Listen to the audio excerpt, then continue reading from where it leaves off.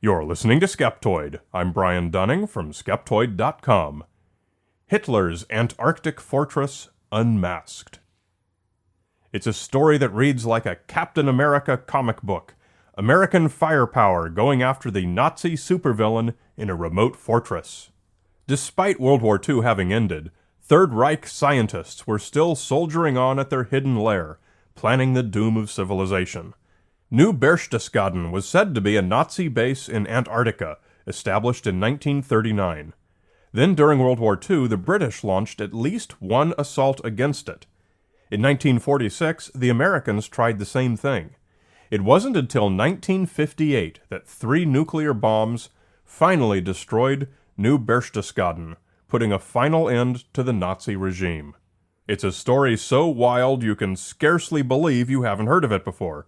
But believe it, you must, because as bizarre as it sounds, parts of this insane tale are actually true.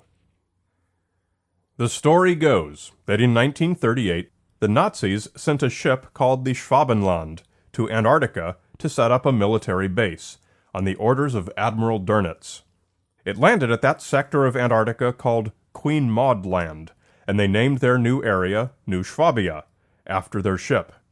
Deep in the interior of the continent, they established a permanent base and named it New Berchtesgaden, after the Bavarian town overlooked by Hitler's Eagle's Nest retreat.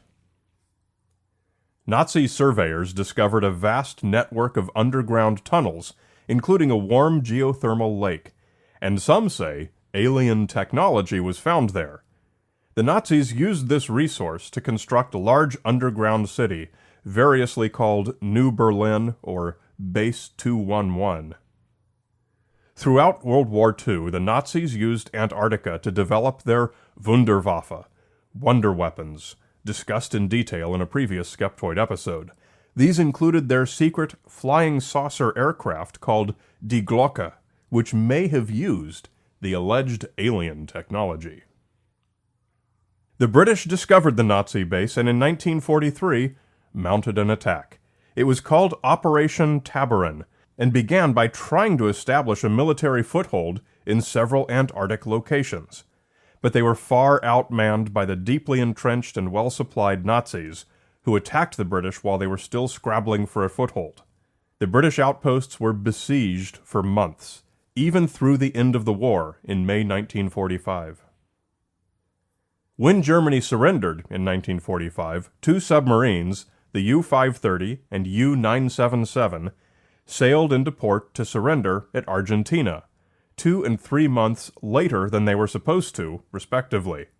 The reason for the delay is that each had come not from patrol in the Atlantic, but from the Antarctic base. Shortly thereafter, the struggling British bases in Antarctica were reinforced by British SAS troops. They rescued the Operation Tabarin survivors and even attempted an assault of their own against New Berchtesgaden. This was a dismal failure, and the British withdrew. It seemed the Nazi Antarctic fortress would remain forever impregnable. The war machine of the United States, weary from World War II, powered itself back up to take on this new threat. In 1946, U.S. Admiral Chester Nimitz sent 13 ships with 4,700 men, including a submarine and an aircraft carrier with 33 aircraft, to Antarctica to destroy the Nazi threat once and for all. It was called Operation High Jump. The aircraft penetrated deep into the continent and engaged the Nazi flying saucers, now known as the Last Battalion. Several American planes were destroyed in the combat. The American effort lasted only a few months. For the next 11 years, the Nazi fortress at New Berchtesgaden thrived unmolested. But then, under cover of the 1958 International Geophysical Year, the skies above New Berchtesgaden lit up with the fire of nuclear hell. The American Operation Argus detonated 3 W-25 warheads, and the Nazi Antarctic base was finally no more. This story probably raises a few eyebrows. It seems far too incredible, and to the experienced Skeptoid listener, it is probably less impressive for that very reason. Who would expect such a wild tale to have even a grain of truth? But it turns out that grains of truth permeate every part of this story. Operation Argus was real. Operation High Jump was real, as was Operation Tabarin. U-530 and U-977 did arrive in Argentina on the dates claimed. The Schwabenland did sail to Queen Maud Land in 1938. 3 nuclear weapons were detonated. But the dots are not so easily connected as the story would have you believe. Indeed, these anchors of reality on which the story's tenuous threads are hung have all been grossly misrepresented. And far from being the concoction of modern internet wags looking for clickbait, the tale of Hitler's Antarctic fortress goes all the way back to 1947. A Hungarian writer who had exiled to Argentina during the war, Ladislas Szabó, wrote it up for the Argentinian newspaper La Critica. 1 week after U-530 caused a sensation by sailing into Argentina 2 months after the surrender, Szabó published an account of what he believed had taken place. Szabó claimed that Hitler survived the end of the war, and in an elaborate plan, escaped to the Nazi stronghold established by the Schwabenland. The article went viral and was republished in newspapers worldwide. 1 month later, U-977 came into port, bolstering a growing popular belief that Szabó had indeed uncovered a Nazi submarine convoy that had been coming and going to Antarctica. As we discussed in episode 507, belief that Hitler may not have died in Berlin as reported had been a growing sentiment since the day it happened. Looting and bungling by the Russian soldiers in Berlin all but destroyed the proof of Hitler's death almost from the first hours, and conspiracy theorists worldwide were hungry for any alternate histories that confirmed their belief.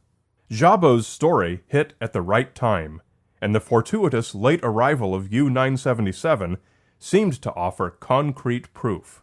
Szabó was quick to follow up his article with a full-length book titled Hitler est vivant, Hitler is Alive, in which he added many of the details. Throughout the decades since World War II, many authors have eagerly followed this thread established by Szabó, and now the alternative literature offers a wealth of resources recounting the whole story, replete with all the minutiae that characterizes most conspiracy theories. Some of these details include a seaplane tender, the Pine Island AV-12, later being mysteriously, quote, struck from naval records. Claims that some UFO abductees have seen Nazi swastikas aboard alien spaceships. Stories of whaling ships bartering with German U-boats in the Southern Ocean after the war's end. And my personal favorite, a claim that Luftwaffe pilot Hans Ulrich Rudel, the most decorated German serviceman of World War II, is said to have been Hitler's personal choice for a successor, and made mysterious personal trips to Tierra del Fuego, the nearest landmass to Antarctica. Don't chase down the red herrings. Conspiracy theories are almost always decorated with more minute details than anyone could possibly verify. Look to the forest, not the trees. For the story of Hitler's Antarctic base is thoroughly disproven and impossible on many fronts. Let's work backwards on this one, starting with Operation Argus, the 3 nukes supposedly used to destroy the Nazi base in 1958. Much is known about these, because although the program was conducted in secret, it was described in detail in the New York Times within a year, and is now fully declassified. These were extreme high-altitude bursts over the South Atlantic south of Cape Town, and nowhere near Queen Maud Land. Ice core data today proves that no nukes have ever exploded over Queen Maud Land. The nearest of Operation Argus's 3 was a full 2,400 kilometers, 1,500 miles, north of the Antarctic shore. Any Nazi bases there would have been quite safe. Operation High Jump was also a real event, though it took place exactly at the opposite side of Antarctica. It was also covered in detail by 11 embedded journalists. It had nothing to do with attacking anybody. It was to establish the research base Little America 4 on the Ross Ice Shelf. It had three objectives: the scientific mission, training for ice-based military operations, and consolidation of the American presence on Antarctica, thus the presence of the journalists to make sure the world knew about it. One aircraft was lost in a crash, not four, and no Nazi flying saucers were reported. The abilities of U-530 and U-977 to have visited Queen Maud Land before surrendering in Argentina has also been called into question. First, neither had time, though it's certainly possible their logs had been forged, so we can set that aside. What we can't set aside is the impossibility of them reaching the coast no matter how much time they had. Neither subtype had the capability of breaking through ice from below. Indeed, they were always at great risk of damage from ice. These were air-breathing. They needed to surface at least every 2 days to run their diesels to recharge their batteries and to collect air for the crew to breathe. Thick sea ice extended a minimum of 1,000 kilometers, or 600 miles, from Queen Maud Land at that time of year, making a round trip to the coast a 2,000-kilometer journey. Traveling under ice, on batteries, these subs could manage perhaps 9 kph, making it a 9 or 10-day trip. All this with no ability to navigate, charge batteries, allow the crew to breathe, or even get through the ice to the surface once they reached the shore. No, neither U-530 nor U-977 visited Queen Maud Land. Britain's Operation Tabarin was also real, but unlikely to have proven much of a threat to anyone. It established scientific research camps at 3 locations, one on the Antarctic Peninsula with 13 men, and 2 on nearby islands with 5 and 9 men, respectively. They were about 2,500 kilometers, or 1,500 miles, from Queen Maud Land. Later conspiracy theory authors have tried to magnify these into large operations and invented fictional outposts on Queen Maud Land, but all the historical evidence is against them. So if nobody was ever actually reaching New Berchtesgaden, what do we actually know of its origin? Well, nothing, because it never existed to begin with. The Nazi ship Schwabenland did indeed sail with its 2 flying boats. It had been ordered there by Hermann Göring, not Admiral Dönitz, as part of Germany's 4-year economic development plan. Germany had strong whaling interests in the South Atlantic. Schwabenland spent 1 month off the coast, launching its planes, which surveyed a newly discovered mountain range. Further expeditions had been planned, but were cancelled with the outbreak of the war. With the exceptions of 3 brief landings, each lasting a few hours, not a single Nazi boot ever touched Antarctica. Fine pulp fiction it was, but Hitler's Antarctic fortress was never anything more than the imaginative hopes of Ladislas Jabot to promote his preferred belief that Hitler had survived the war. History proved he wasn't alone, and alternative narratives remain popular to this day. But even if the Führer had survived, I've no doubt that Captain America and his Antarctic nukes would have saved the day. Don't forget Skeptoid offers fun live shows for conferences, universities, business, and Skeptics in the Pub nights worldwide, of course. I never turn that down. Come to Skeptoid.com and click on Live Shows. You're listening to Skeptoid, a listener-supported program. I'm Brian Dunning from Skeptoid.com.